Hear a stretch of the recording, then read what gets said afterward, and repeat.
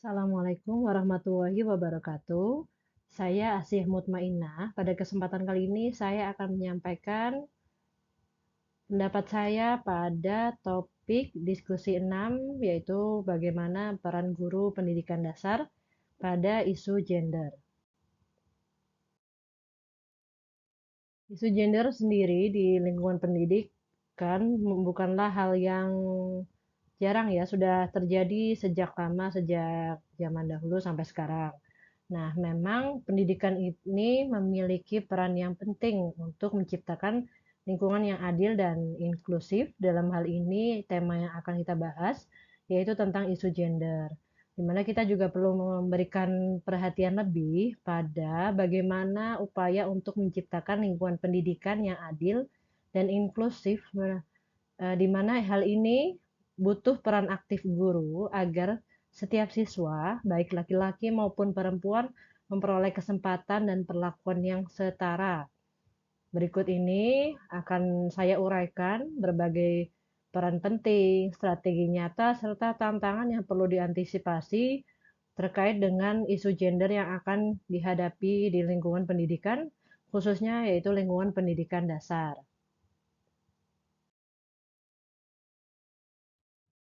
Peran guru pada isu gender di lingkungan pendidikan, di mana di sini di sekolah saya sendiri, saya berusaha menerapkan baik sebagai guru maupun kepala sekolah beberapa upaya agar isu gender ini tidak ada kesenjangan, baik dalam hal program pembelajaran hingga program-program sekolah lainnya.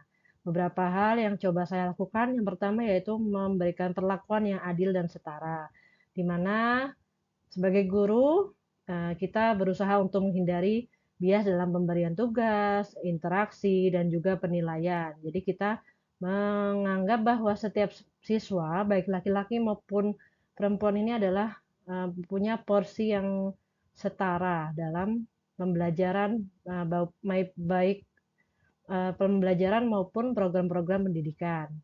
Kemudian selanjutnya yang kedua, upaya yang dapat saya lakukan yaitu adalah memastikan bahwa materi-materi yang ada di sekolah ini sensitif gender.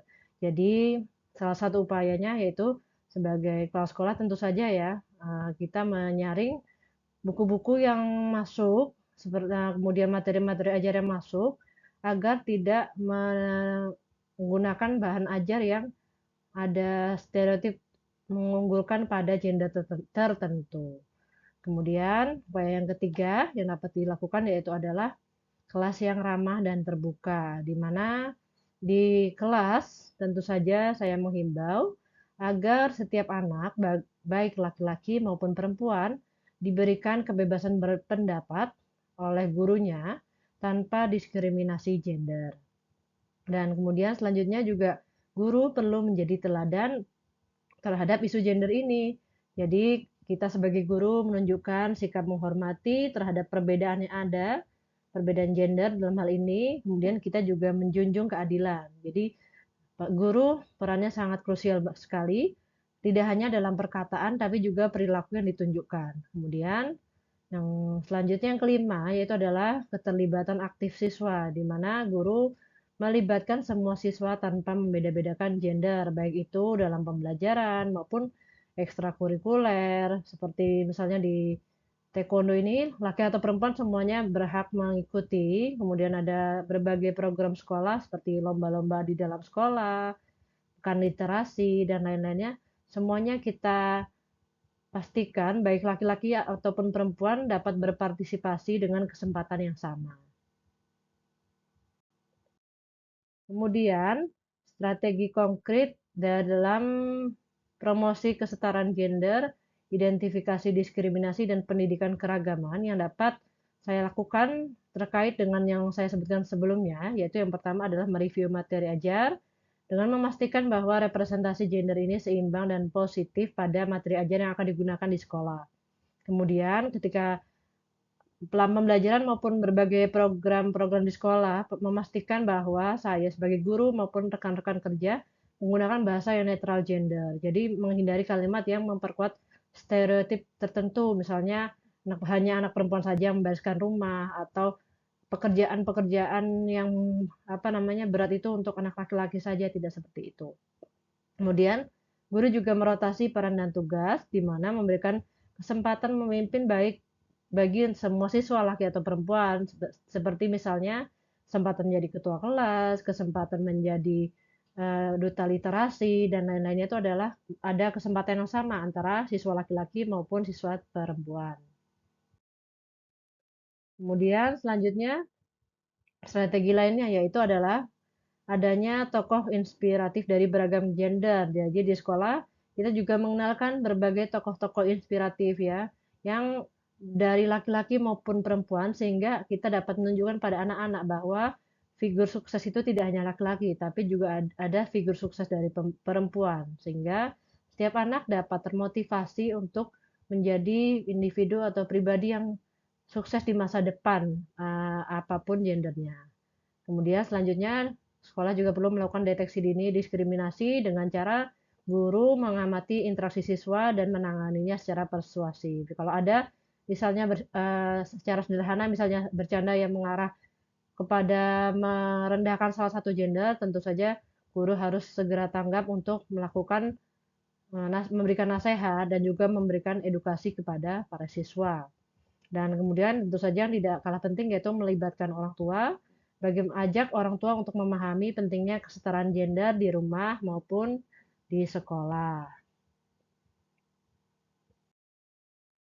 Tantangan yang dihadapi dalam topik gender ini ada berbagai tantangan. Yang pertama yaitu adalah budaya dan stereotip gender di masyarakat. Memang saat ini sudah modern, namun ada beberapa masyarakat yang masih memberikan stereotip tertentu pada gender-gender tertentu, dan tentu saja tugas kita di sekolah adalah memberikan edukasi kepada siswa, kepada orang tua dan masyarakat bahwa saat ini tidak ada stereotip khusus untuk gender-gender tertentu. Kemudian yang kedua tantangannya yaitu kurangnya pemahaman guru tentang isu gender. Dan yang ketiga adalah sikap diskriminatif dari sebagian siswa dan orang tua terhadap gender-gender tertentu. Nah, bagaimana sih cara mengatasi tantangan-tantangan yang tadi sudah diuraikan? Yang pertama yaitu tentu saja pelatihan berkala oleh para guru, di mana diusahakan guru untuk meningkatkan pengetahuan tentang pendidikan yang sensitif gender. Jadi tidak mengutamakan salah satu gender saja. Kemudian advokasi sekolah mendorong kebijakan dan materi yang inklusif di sekolah agar benar-benar dipakai di setiap kelas maupun di setiap program pendidikan yang di sekolah. Kemudian melakukan kolaborasi dengan orang tua dan komite sekolah untuk mengedukasi bersama tentang setara gender. Dan kemudian ada juga program anti bullying dan respect diversity, di mana kita menanamkan nilai toleransi dan kerjasama kepada anak-anak dan tidak merendahkan salah satu gender lainnya. Kemudian selanjutnya juga perlu dilakukan evaluasi berkelanjutan dengan melakukan refleksi dan perbaikan rutin berdasarkan masukan terhadap strategi-strategi yang telah dikembangkan oleh sekolah.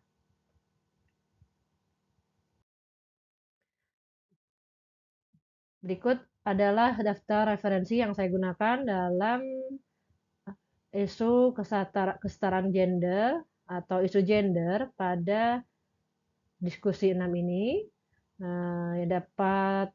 Secara umum yang dapat kita ketahui bahwa penting bagi guru untuk berperan aktif dalam mengedukasi maupun memberikan contoh yang baik bahwa tidak ada stereotip terhadap gender tertentu dan setiap anak memiliki kesempatan yang sama untuk sukses ataupun menjadi pemimpin baik laki-laki maupun perempuan sehingga dapat memotivasi anak-anak untuk berkembang menjadi individu yang lebih baik.